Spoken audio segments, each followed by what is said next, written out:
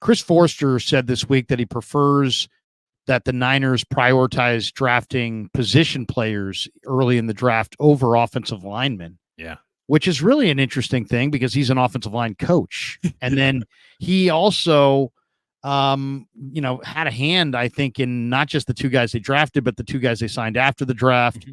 And it's funny, this is kind of like almost like an organizational theory. I mean, going back to Bob McKittrick, I mean, Harris Barton was a first-round pick. And until, after Harris Barton, I think Anthony Davis and Mike Iupati might have been the next first-round offensive lineman. Mm-hmm. The Niners always got it done with undrafted guys and late-round guys. Jesse Sapolo was an 11th-round guy. Right. You have an article out in the Merc that says that the Niners are betting big on Brock Purdy and Chris Forster. Yeah.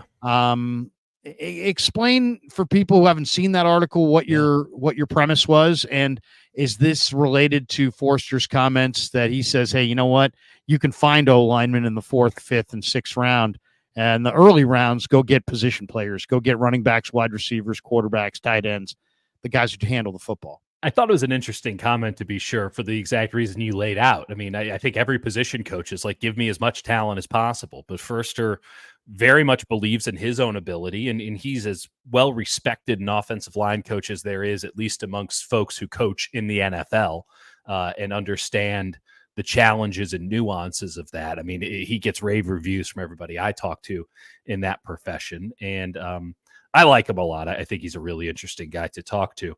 But the takeaway more goes back to what I was just saying. They're going to pay Brock Purdy $45-50 million.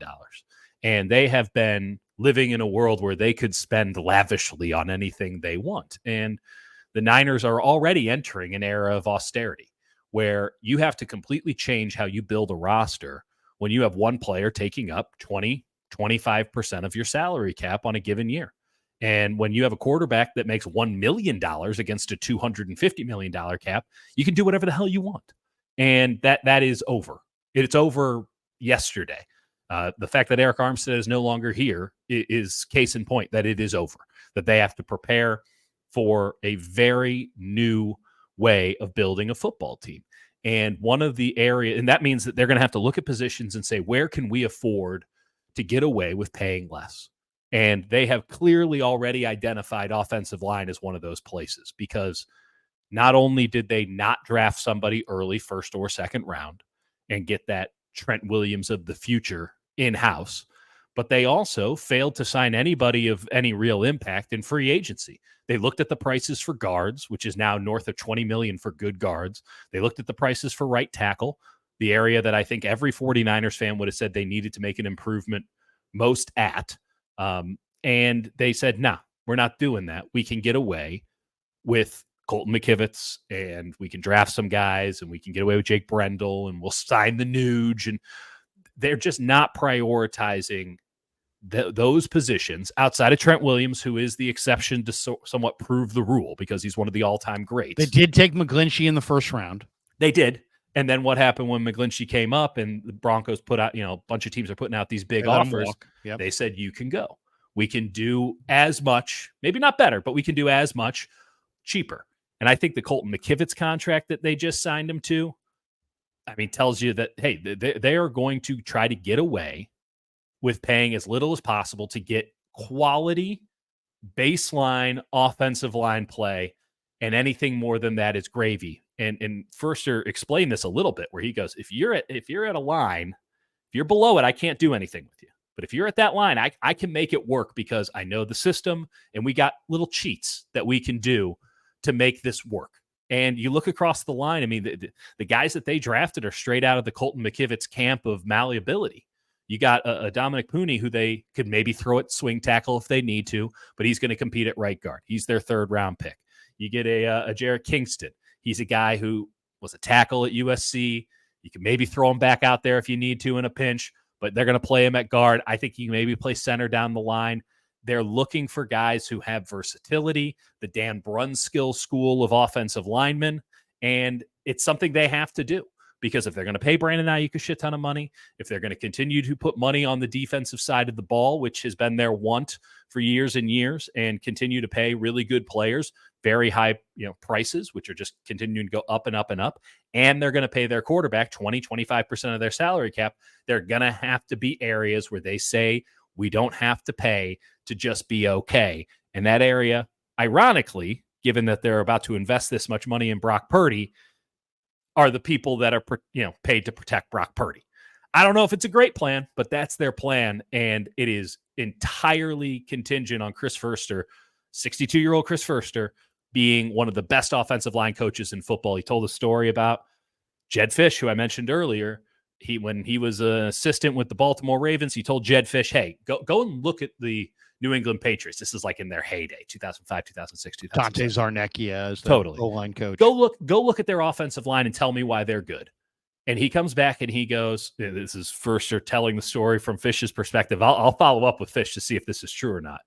So forgive me if this is false. I don't want to get sued or anything. But he comes back and he says, it doesn't matter who the 5 guys are in front of him, as long as 12 is the quarterback, 12 being, of course, Tom Brady, because they had Dante Scarnecchia, arguably the greatest position coach in the NFL at that time, their offensive line coach. And he's right. They always had a good offensive line, and guys left and guys got injured. They always had a good offensive line because Scarnecchia was always able to get quality enough players to play a little bit better than they were. And because Tom Brady was the quarterback of the team. And I think the 49ers are looking at it and saying, we got Foerster. He's going to be able to do what Scarnecchia did. High bar, but that's what they think he can do. They have the utmost faith in him, and they think, well, as long as 13 is the quarterback, we're in good shape. It's a lofty comp, but I think that's the way they're going about their business now, and I can't tell them they're wrong.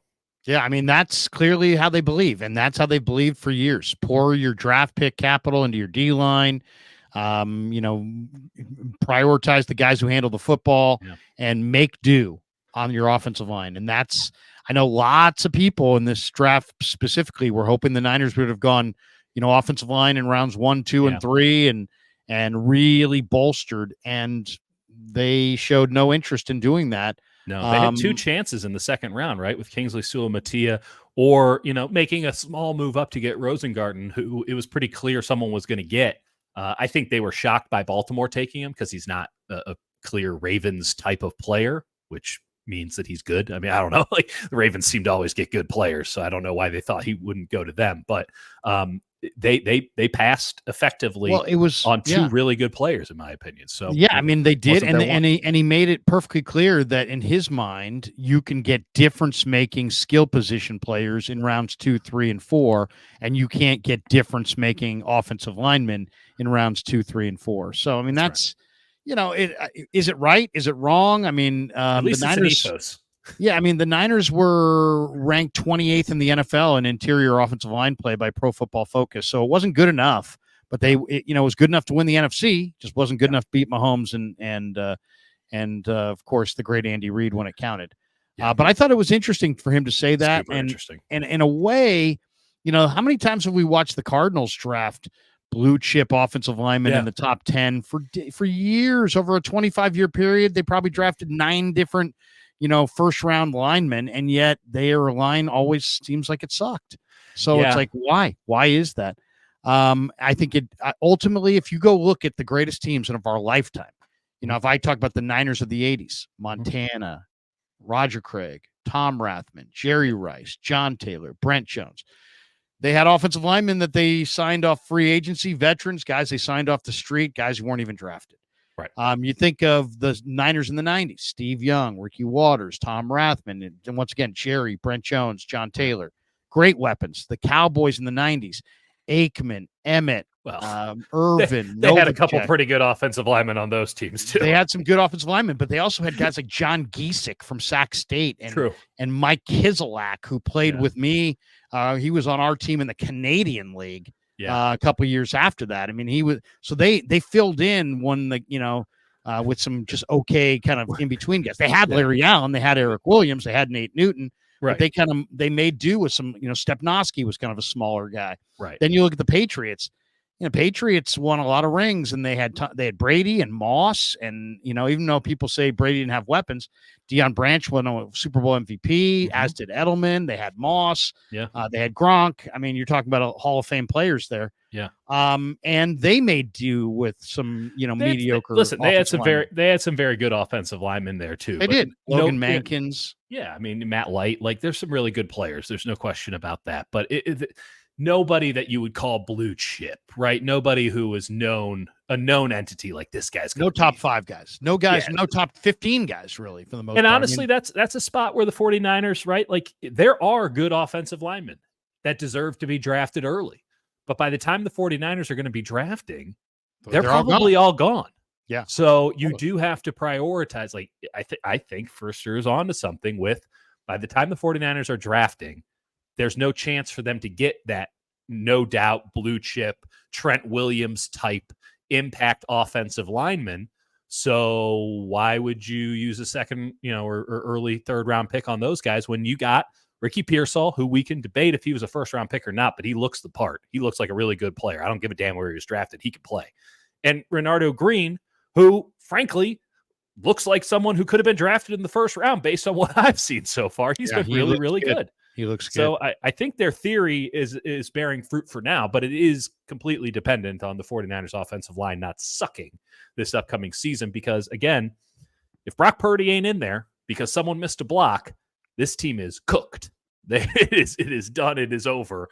And they might be regretting not paying some guard $20 million because, well, there goes the season, guys.